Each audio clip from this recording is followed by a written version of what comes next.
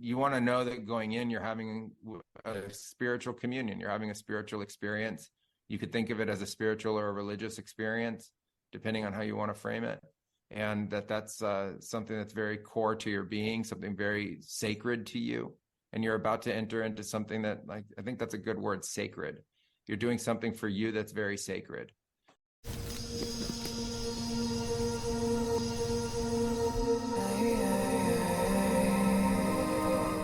What would be the steps that they take in the almost the preparation for something like that, and then also how to go about actually going through the process and experiencing it?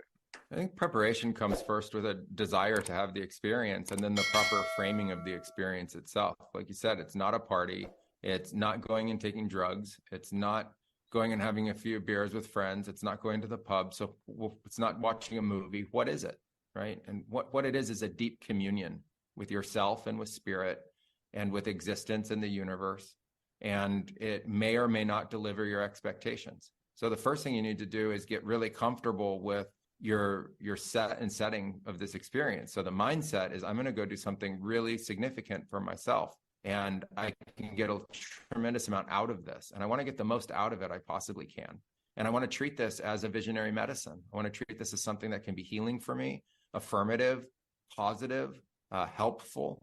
And I want to approach it with a kind of delicacy, like reduce expectation, go in with an open mind, and find a place where I can say yes within myself to the experience. It gets really hard when we all of a sudden want to say no to the experience. It's like you can't undo the fact that you did it. So, you need to be in that place to be able to say yes. And so I think preparation is key beforehand.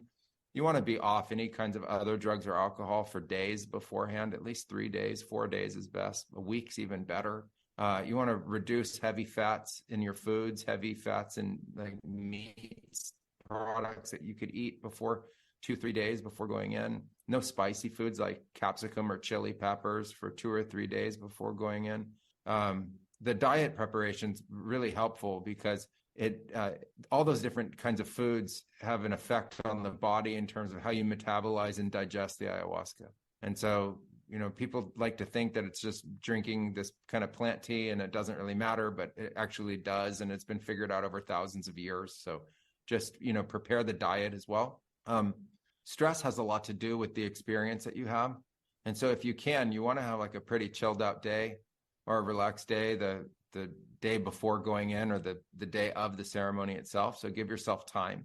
You don't want to be rushing around in a crazy day and then 5 minutes beforehand realize you got to take an Uber somewhere, or, you're whatever. Like, you just don't want to have that experience. So, you want to be in a relaxed state, kind of in your own flow state going into it.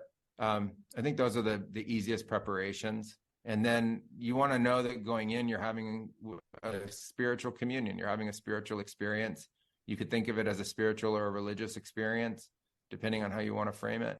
And that's something that's very core to your being, something very sacred to you. And you're about to enter into something that, like, I think that's a good word, sacred.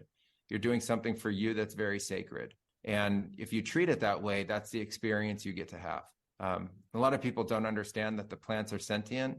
And so you drink them and they know you, they know the state that you're in, and then they approach that state. Like you mentioned in your experience where they asked you if you were ready to go to the next level of all of this. And so they know the state that you're in, and then they work with you through that state. So I think understanding that there's something sacred that's taking place helps you move into the part of the experience that is sacred, and then you have an experience that's very positive and transformative. So I think that's the best ways to start. Once you're in, it's a completely different scenario, right? So there's lots of different ways to describe and guide going into the experience, like once you've actually drunk the ayahuasca. I don't think there's a right or wrong to it. Just people have techniques and they have different culture around it. And we've developed our own culture, and I've developed my own specific way of holding ceremony, where I've just tried to provide people with what I found to be the very best and what works, over and over again for people from all over the world that come with all different reasons, from all different walks of life, from all different backgrounds, to be able to have this kind of an experience. So, some traditions will say things that align with what I say, and some traditions may do it completely differently. And I respect all of those traditions. And I think that we want to get out of, on the global culture, that one person's tradition is the right way and another person's tradition isn't. So get out of that comparison and find a culture that really relates to you and how you would like the experience to be. And that'll be the most positive. In our case, first of all, I work with everybody to make sure that they have the actual amount of ayahuasca that's specific for them. So first, there's a process for dosing, not only the amount of ayahuasca, but also the kinds. I have different brews and different blends that are designed to align with you physiologically. So we match and literally create a brew for you. Once you have it, I tell people, like, just tell it the truth. Just tell it whatever's core and honest to yourself. Like, you're not going to hide anything once you get into the experience. So just be honest.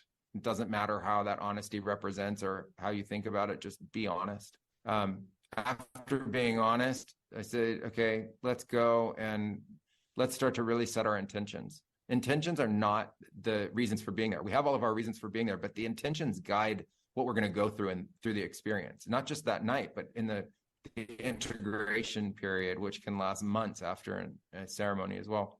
So we start to affirm the intentions. And I help guide people with that, because it's for some people, it's hard for them to be able to put it into thought and words. And so I tell them also, your intentions are in your heart, and the ayahuasca is going to go to the heart. So just, give it that access, open up already. Just say, hey, go to my heart, know my intentions, and, let's go through this experience.